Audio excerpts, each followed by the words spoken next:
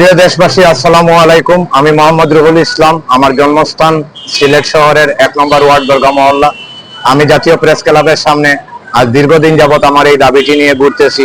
আমার ওয়াইফ হুমায়রা জান্নাত মিম, সে পারস্পরিক সম্পর্ক স্থাপন করে আমাকে স্বামী হিসাবে গ্রহণ করলে, অন্যথায় তার পরিবারের লোকজন আমাদের এই বৈবাহিক সম্পর্ক মেনে না নিয়ে বিভিন্ন প্ররোচনার মাধ্যমে তাকে বাধ্য করেন আমার সাথে সম্পর্ক ছিন্ন করতে। এমতা অবস্থায় আমি ওনাদের সাথে আপোষ মীমাংসা করতে চাইলে ওনারা আমার সাথে কোনো আপোষ মীমাংসা না করে আমার সাথে শারীরিক এবং মানসিক নির্যাতন আমার উপরে চালান। অবশেষে আমি উপায়ন্তর না দেখে আমি চিফ জুডিশিয়াল ম্যাজিস্ট্রেটের মাধ্যমে ওনাদের সাথে আপোষ মীমাংসা করতে চাইলে আদালত থেকে পরপর 2বার ওনাদের ডাকানো হলে ওনারা আদালতে উপস্থিত না হয়ে আদালত থেকে ফোন দিলে ওনারা জানিয়ে দেন আমার সাথে কোনো আপোষ মীমাংসা করবেন না এবং আমার সন্তানের পিতৃ পরিচয় আমাকে দিবেন না এবং আমার সন্তানকেও আমাকে দেখতে দিবেন না। অন্যথায় ওনারা আমাকে প্রশাসনিক হুমকি এবং প্রাণে মারার হুমকি দিচ্ছেন। আমি পরপর 3বার ওনাদের সাথে যোগাযোগ করতে গেলে ওনারা আমাকে শারীরিক এবং মানসিকভাবে আমার উপর অত্যাচার চালান এবং আমাকে মারধর করেন।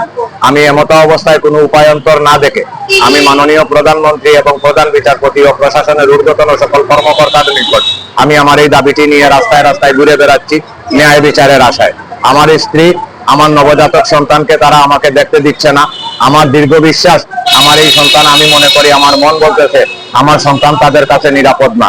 তাই আমি প্রশাসনের ঊর্ধ্বতন সকল কর্মকর্তা এবং মাননীয় প্রধান বিচারপতি ও প্রধানমন্ত্রী মহোদয়ের কাছে আমি আকুল আবেদন জানাচ্ছি, আমার সন্তান আমি তাদের কাছে নিরাপদ মনে করতেছি না। আমার সন্তানকে ওনারা যে কোনো সময় কৌশল অবলম্বন করে মেরে ফেলতে পারেন। যেহেতু আমার সন্তানের জীবন থেকে আমাকে বিচ্ছিন্ন করতে পারছেন, ওনারা এতটা বড় বড় ভয়ঙ্কর কাজ করতে পারছেন।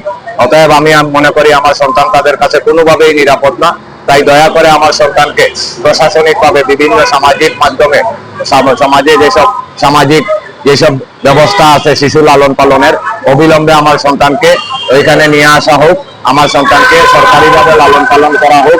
প্রয়োজনে আমি আমার সন্তানকে ওইখানে দেখতে যাব এবং যদি সে চায়, আমার স্ত্রী চায়, ওইখানে গিয়ে সে আমার সন্তানকে দেখবে। প্রশাসন আপনাকে ফোন দিয়েছিল মুর্শিদপুরে, জি, আমি আপনার সন্তানকে দেখার জন্য সকল আইনি ব্যবস্থা সে করে দেবে। তাই এই ব্যাপারে আপনার মতামত কি? জি, আমি মুর্শিদপুরে যাবেন কিনা? জি, গতকালকে আমাকে মুর্শিদপুর থানার ওসি সাহেব আমাকে ফোন দিয়েছেন, দিয়ে বলতেছেন ঘটনার বিবরণ আমার কাছ থেকে উনি জানছেন এবং আমার কল রেকর্ড করছেন। আমি ওনার কাছে আমার এই ঘটনার বিবরণ আমি উপস্থাপন করি এবং আমি যা সত্য আমি তাই বলি। আমি এখনো আপনাদের সামনে একই কথা বলতেছি, আমার স্ত্রী সে স্বেচ্ছায়, তার নিজ ইচ্ছায়, পছন্দ মতো সে আমার সাথে সম্পর্ক স্থাপন করে, ভালোবেসে সে আমাকে কবুল করে, হুজুরের মাধ্যমে কবুল করে সে আমাকে স্বামী হিসাবে গ্রহণ করে। এমতো অবস্থায় তার পরিবারের লোকজন আমাদের এই সম্পর্ক কোনোভাবেই মেনে না নিয়ে, আমার শাশুড়ি অত্যন্ত ভয়ানক একজন মহিলা, উনি নিজের স্বার্থের জন্য যে কোনো কিছু করতে উনি দ্বিধাবোধ করেন না। তাই ওনারা জোরপূর্বক আমাকে মুর্শিদপুর কাজী অফিস থেকে জোরপূর্বক ওনারা আমাকে একটি তালাকনামা প্রদান করেন এবং একটা মোহরানার কাগজ তৈরি করেন, যা সম্পূর্ণ ভুয়া এবং ফেক। এই ব্যাপারে আমি চ্যালেঞ্জ করতে পারি। যেহেতু আমার স্ত্রীকে আটকে রেখে ওনারা আমাকে কোনো আইনি বৈধ কাগজপত্র করতে না দিয়ে, কোনো কাবিননামা করতে না দিয়ে ওনারা কিভাবে তালাকনামা প্রস্তুত করেন এবং কিভাবে মোহরানার কাগজ তৈরি করেন, ওনারা আমার সাথে ষড়যন্ত্রের ফাঁদ ফেলে আমাকে বিভিন্নভাবে হয়রানি করতেছেন এবং আমাকে প্রাণে মারার হুমকি দিতেছেন। আমি নিরুপায় অসহায় একজন মানুষ, আমি অতি সাধারণ।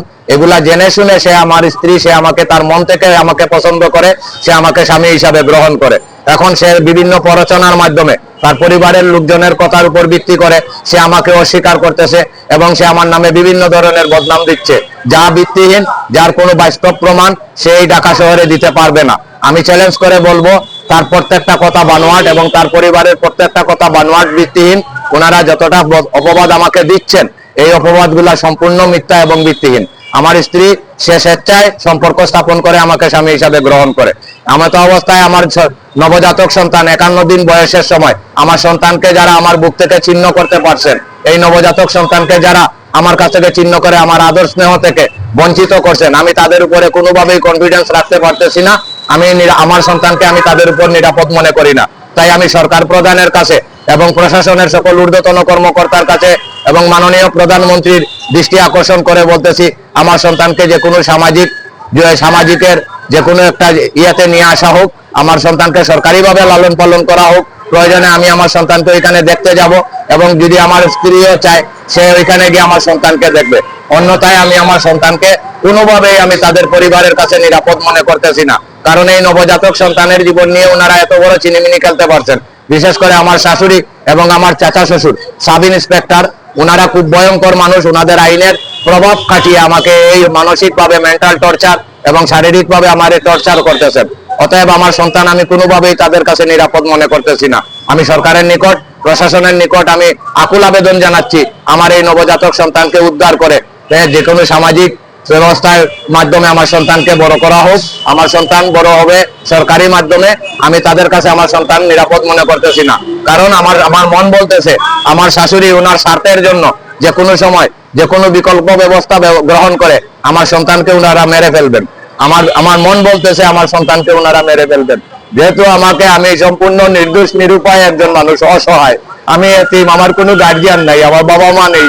আমার স্ত্রী এগুলা সে জেনে শুনে তার মন থেকে সে আমাকে পছন্দ করছে, এবং আমি এও বিশ্বাস করি যে আমার স্ত্রী সে এই ধরনের একটা নোংরা কাজ সে করতে পারে না। সে তার পারিবারিক মেন্টাল প্রেসারে, তার পারিবারিক ভাবে চাপের মাথায় পড়ে সে আমাকে এই ধরনের আমার সাথে এই বিহেভিয়ার করতে বাধ্য হয়েছে, এবং এখনো সে তার পরিবারের কথা